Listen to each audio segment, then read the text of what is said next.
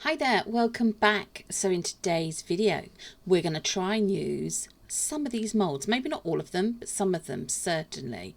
Might use this as a placemat, similar to what we did before in the terrazzo and aquacast video. Probably only going to use this one mold here, possibly two maybe, but I quite like that pattern on that mold, so I think we'll use that. Also got this beautiful shell-shaped dish mold. It's stunning with a capital S, and this would look lovely in so many different colorways. Lots of ideas for that there. Now also in front of us here you can see we've got some of this confetti style glitter. I might use that, I'm not sure. We've got some of this lovely mylar paper that's all been cut up, some gorgeous colour shift aurora borealis mica powder, some very fine turquoise coloured stars, and some of this sumptuous sort of starry silver night sky glitter. So we're going to use probably a selection of brushes, or maybe even just the one. Also found this really lovely deep blue Arteza mica powder. So I've sort of decided I'm probably going to go with a bit of an ombre type of style.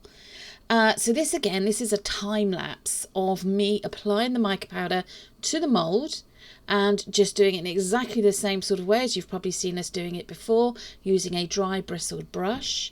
Can you see that's that darker glitter going on in there? I think with high insight I probably wouldn't use that dark glitter in future ones, but it's still, I mean, it looks lovely in the overall finished piece, but I don't think I'd bother again. But look at that. Look at how that picks up. Gorgeous. Don't forget to turn the mould over, give it a generous good tap to make sure you get rid of any residue mica powder and glitters that are in there. Just going over the last few bits. I mean, look at that. It's beautiful. Love it. Now we're going to do the same sort of thing to the base part of this pot, just turning the mould inside out and doing exactly the same sort of process using the mica powders and the glitters. So if you joined us today, hi, how are you? Hope you're all well. If you've been crafting, what have you been up to this week?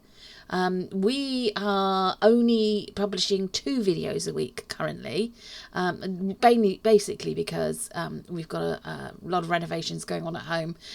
So decorating, busy. Never mind. Anyway, so here we go with the back to this video. As I said, if you've joined us, thank you. If you've not subscribed to our channel, why don't you? We usually upload 3 times a week on a Wednesday, Friday and Sunday, but currently only twice, on a Friday and a Sunday at 5 PM UK time. Usually how to make videos and sometimes the odd collaboration with other artists too. So if you haven't subscribed, you can, it's easy to do so. It's free. We don't charge. All you need to do is create an account with YouTube, which again is free, and hit the subscribe notification button that comes up on our channel. Don't forget to hit notifications and all, and then whenever we upload a video, you will be informed that we've got one coming up. If you've joined us in the premiere, in the live chat, hello everybody in the live chat. If you've joined us for the premiere and not in the live chat, please don't feel obliged to join us in the live chat. You really don't have to. But sometimes it's just nice to come on, say hi. We're here if you've got any questions, whether it's creative, crafty questions, or perhaps some technical ones regarding how you edit videos, what software we use, how you publish them, all that kind of thing. So, and again, just a little bit more about us. There's 3 of us. There's myself, Laura, Wayne. We're co-creators of the projects and pieces that you see in these videos. And then we have Hugo, who is the person that does all our audio and visual editing. And he also takes care of all our social media updates and posts. And we're not a professional company. This is our hobby. That we hope one day will take us maybe on to a small business, and yeah, you never know what the future has in store. But we love crafting. We love using resin, eco resin, upcycling things, fabrics, paper, lace, wire work. We sometimes do jewelry as well. incorporating wire and resin together. If you haven't seen any of our videos, why not have our playlist? There's loads there to choose from. Lots and lots of interesting films and videos there anyway. So getting back to the video, you saw me, I just repeated the process with the tall vase mould there, gave it a bit of an ombre look. This is a jug of, as you can see, with some Tea Expert resin in it. Tea Expert is the brand that we currently use. We're not sponsored by anybody either. It's just a brand of choice. We know how it behaves, usually, although resin, as you all probably know, does have a little bit of a mind of its own. But Tea Expert's easy to use. It's a 1-to-1 mixing ratio, and as always, whenever you're handling or using resin, make sure that you take all the PEP precautions. So you can see I'm wearing a pair of blue gloves even. I also have plastic arm protectors on, some old clothes, an apron, and a respiration masks. Now, it can give off fumes. That's why they recommend wearing the respirator masks and also working in a well ventilated area. If you've got an extractor filter, then obviously that's a very good thing to have as well. Now, into the resin, I've added in some of that lovely white sort of aurora borealis mica. Can you see it's got that pinky sheen, a bit like the opalescence of pearls and opals to it. I've then added in some white holographic glitter, one of my favourite glitters. Already poured into the resin, into the 2 pot moulds, the 2 parts to the pot. Apologies, not sure what happened to the footage of that. And then here pouring the resin into the vase mould. So pouring it to a certain length, then giving it a very gentle squidge. This helps to persuade any little bubbles that have got trapped come up to the surface and to dissipate, because one thing you don't want in your finished piece or your cured piece is lots of little bubbles, because they'll create holes. Here we go. So just filling it up to the top. There we go, almost there. And then I do go around the edges of these moulds just with a little micro brush to just persuade any little bubbles that get trapped to come up to the surface and dissipate. Now, there is a mould there on the left hand side of the screen. It's a very flat mould. It's actually some dragons. So you can use those as key rings. You could use them as pendants, nice little gifts. So the leftover resin I poured into that mould. Now, this is 24 hours later, and unfortunately I've got a few little things I need to do. Here you are. There we go. There's the dragons and so on. I've got a couple of bubbles, and I'm going to show you those a bit more close up now. This resin has cured, it's completely hard. Now, this is the lid part of the mould, and at first I thought, great, it's fantastic, it's worked. But got to this point and saw that. Now, I don't know if you can see that on the scalloped edge. It's not nice and crisp as it should be. And no matter how careful I was and what I did, I still got some air trapped. And that's what happens. You end up with holes like that. Now, I will have to repair that. And I'll do that using some of this green tape that we've got for use with UV resin.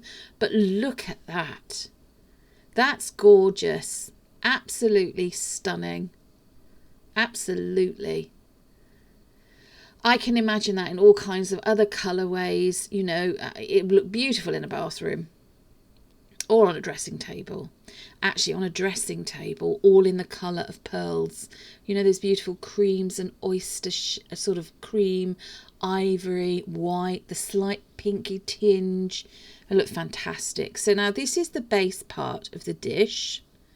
So just demoulding it. Now, this mould was the first time we've used this mould, and it's beautiful. It's held up really well. It's not an overly expensive mould either. As usual, everything in our video that we've used, wherever possible, we will give you a link in the description for the materials that we've used. Here we are. Look at that. So similar effect again to what we have with the lid part of the dish. And here we are, the two together. Absolutely gorgeous. And it does fit quite well. We are, and that's the base part where we've got a couple of little holes that we need to fill in. But this is beautiful. So here we go with the vase. Now the resin on this, on the base, has shrunk back slightly, so it's created a slightly sharp edge to it. Now we do need to get rid of that, because obviously you don't want anybody cutting themselves, because if resin cures like this, it can become razor sharp, and obviously you want it nice and smooth. You don't want it hurting you or anybody else, maybe if you're going to give this as a gift or if you're going to make things to sell. So you want it nice and smooth so you don't get hurt. The person who's purchasing this doesn't obviously get hurt. That's not very good. And that it doesn't damage the surface that you're going to put it on. There we are. So just about managing to do this mould. So, oh gosh. I have quite a problem trying to find gloves that will fit. So hence I have more of a problem than perhaps you might have trying to demold things. Plus I do tend to wear a pair of white cotton gloves underneath, just so it helps comfort with my hands. But look at that. I love that. It's got like a mercury glass effect to it. Sort of like a patina. It makes a little bit vintage sort of look to it. So there's the two pieces together. They look beautiful. Great separately, individually as gifts, or lovely as a set as well. Now here we are. Here we have these dragons. And I do speed this video up a little bit now at this point. Don't know if you can see the detail there. I've got to go in and just fill in the detail on these with probably a little bit of silver deco pen.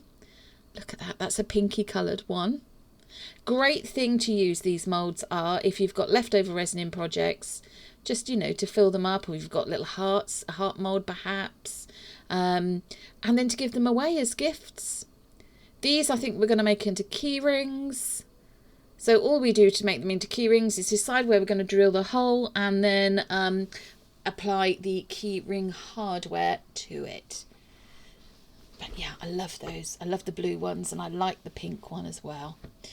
Right, so here we go. We have to, well, I suppose you don't have to, but I feel we ought to actually just repair the little oopsies, should we call them? Before doing that, I'm going to sand all around the edge of the lid part of the pot, just taking off that that raised edge slightly. There's only a tiny bit there. Now, if you do this, don't forget that once you've finished sanding, you then need to go over it and just brush away all the residue of the dust. Now, this is the base of the vase. I did sand it down lightly, and then noticed that it actually left, it felt like a pumice stone. And it's because it's got glitter in it. That's the reason that will feel like that. So I've mixed up some UV resin with some white pigment paste and some of the iridescent glitter, the white iridescent glitter. And all I'm doing is this UV resin, don't forget, not epoxy resin. All I'm doing here is I'm just persuading it to the outer edge of this vase, at the bottom of the vase. Now don't pull it over the side, because obviously it's going to run down the sides. Then UV light warning coming up. There we are. So UV light, and then set it with the UV light. And then I repeated the process across the whole of the base. So you can see what I've done there. There we go. So that's nice and smooth now, completely set. I did put it under our UV lamp for about 5 minutes as well, just to fully cure it, and then cured it for another 5 minutes from the inside too. Now, to repair the dish.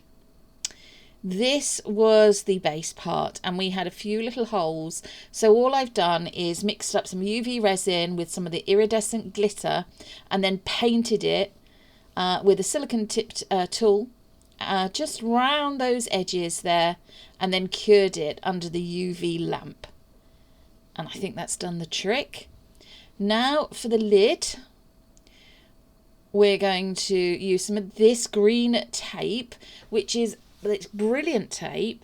You can use it if you're making jewellery. If you're using UV resin, you would put your open back bezel or whatever you're using to make, if you've got open back bezels, you stick it down firmly to this tape and it creates a barrier. so the UV resin can't escape. And then you, once it's completely cured, you just remove it from the tape. It's brilliant stuff. So I've cut it into pieces, little pieces here, and then just sticking it onto the edge of the pot where these gaps are. Now, it was at this point I realised there were quite a few gaps, so it was going to take me a little bit of time to do that. And of course this tape is so sticky that it sticks to everything, including my gloves. But I'm sticking it on there, and then I'm just making sure that it's really firmly stuck to the sides. There we go. So just repeating the process, finding where those gaps are, where those holes are, sticking it down onto the side there, and then just really thoroughly smoothing it against it so it creates the barrier. It creates a dam so that when you put your UV resin in there, it doesn't all slide down the outside and then ruin your project. There you go. It says another one stuck down. There's a few more to do. You can see that. I mean, obviously, if you're going to keep this for yourself and you think well, there's only a couple of small holes there, I'm not going to bother to repair those, that's fine. That's totally up to you. But at this point, I wasn't sure if we were going to give this away as a present to family or friends, or if we were going to take it to a craft fair for sale. So there we go. Just thoroughly smoothing those down, and then checking to see how many more I needed to do. So this is the rest of them put on. Dear oh dear. Again, I've mixed up some more UV resin, and this time I've added in the iridescent glitter and a little bit of that deep blue mica powder. So I'm just trying to match in the colour of the resin that's there already. I mean, it is going to be a bit visible from underneath, but hopefully you will not see any gaps around the side anymore. So just going in with the torch, so we put a little bit of resin in, do it in layers, and then go in with the torch, cure it, and then repeat the process if you need to with some more resin. So I went round and did the whole of that, and then cured it under our UV lamp for a good 5 minutes.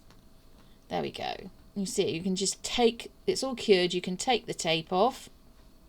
Got a few little bits of tidy up that I need to do there, so I'll do that very light sanding to get those edges just back nice and crisp. And I tend to use an emery board to do that. Totally up to you what you use. I would not recommend a deburring tool just in case it marks the decorative edge. But as you can see there, I'm just using a nail file. So carefully does it. Obviously this has been sped up just for purposes sake of this film, because you don't want to sit and watch me sand for things for about 10 minutes. Also, you really don't need to see that. So there we go. We're just sanding it down, wiping it away with a cloth there. And here we go with some of the beauty shots at the end here. So yeah, we've indulged ourselves. There are a few end shots here showing you all the pieces. Just wanted to capture it from every angle possible. Look at how beautiful, how deep blue that mica powder is in that mould. I mean, and on the dish, I mean, it's absolutely gorgeous. You could decorate this more with some silver pen. Just on the raised parts, this is the vase. Look at that. Again, with that deep blue, it's so gorgeous. Absolutely gorgeous. Just a little bit obsessed with that effect, I think. And look at this. Can you see that glitter just around the top of the pot there? The way it collected and it's cured. It's absolutely stunning. Real sort of holographic effect that it's given to it. So thanks again, everyone, for watching this, whether you've joined us in the live chat or not, or for the premiere or not. If you're subscribed as a new subscriber, thank you. If you're a returning subscriber, thanks again. We will see you again in a few days. Take care, everybody. Bye-bye.